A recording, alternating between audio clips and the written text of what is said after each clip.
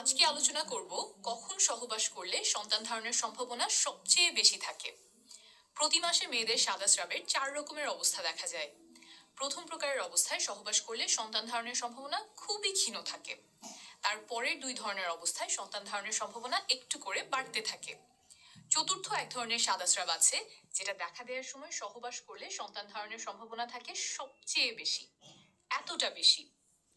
এখন এই 4 ধরনের সাদা স্রাব কিভাবে চিনতে পারবেন সেটা ছবির মাধ্যমে বুঝিয়ে দিব।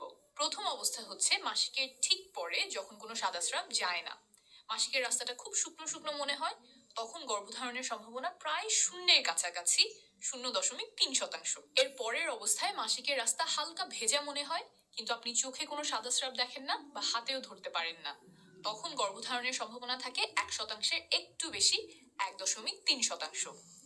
প্রথম এই 2 অবস্থা সবার মধ্যে দেখা যায় না, বিশেষ করে যাদের মাসিকের সাইকেল ছোট, তাদের ক্ষেত্রে এই 2 অবস্থা মাসিকের সময়েই হয়ে যেতে পারে।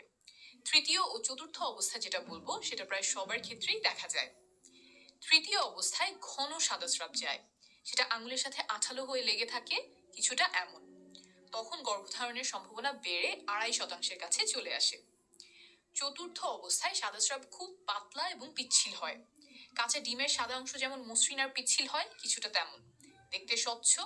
আর সেই সাদা স্রাব 2 আঙুল দিয়ে টেনে বড় করা যায়, কয়েক ইঞ্চি বড় করলেও ভাঙে না, ছবিতে যেমন দেখছেন। তখন গর্ভধারণের সম্ভাবনা অনেক বেড়ে যায়, 28.6%, অর্থাৎ প্রায় 30%-এর কাছাকাছি চলে আসে। এই চতুর্থ অবস্থা শেষ হওয়ার পর আবার সাদা স্রাব ঘন আঠালো বা নাই হয়ে যায়। মাসিকের ঠিক আগে আগে আবার পাতলা সাদা স্রাব যেতে পারে কিছু কিছু নারীর ক্ষেত্রে, তবে সেটা গর্ভধারণের সাথে সম্পর্কিত নয়। তাহলে করণীয় কি? তৃতীয় অবস্থা যখন শুরু হবে তখন থেকেই চেষ্টা শুরু করবেন, এবং চতুর্থ অবস্থা যেদিন শেষ হবে তার পরের 3 দিন পর্যন্ত চেষ্টা চালিয়ে যাবেন। আর একটু আগেই দেখেছেন যে চতুর্থ অবস্থায় সম্ভাবনা সবচেয়ে বেশি থাকে, এটা মাথায় রাখবেন। এই গেল প্রথম পদ্ধতি।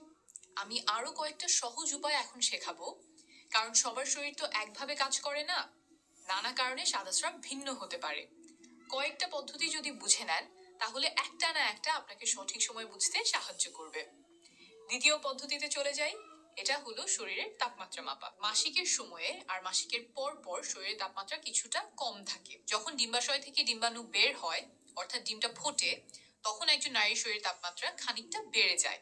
না মাপলে এটা সাধারণত বোঝা যায় না, কারণ খুব সামান্য পরিমাণে বাড়ে, 0.2 ডিগ্রি সেলসিয়াস বা 0.4 ডিগ্রি ফারেনহাইটের মতো। আপনি যদি প্রতিদিন শরীরের তাপমাত্রা মাপতে থাকেন তাহলে কখন বেড়ে গেল সেটা আপনি ধরতে পারবেন। এই ক্ষেত্রে একটা রুল মনে রাখবেন, 6-এর পরে 3। টানা 6 দিন কম তাপমাত্রার পরে টানা 3 দিন বেশি তাপমাত্রা থাকতে হবে। একদিন তাপমাত্রা এসে সেটা আবার চলে গেলে তা হবে না, সেটা মানসিক চাপ বা অন্য কোনো কারণে হতে পারে। এই যে টানা বেশি তাপমাত্রা শুরু হলো, এটা শুরু হওয়ার তৃতীয় দিন পর্যন্ত ফার্টাইল উইন্ডো থাকে।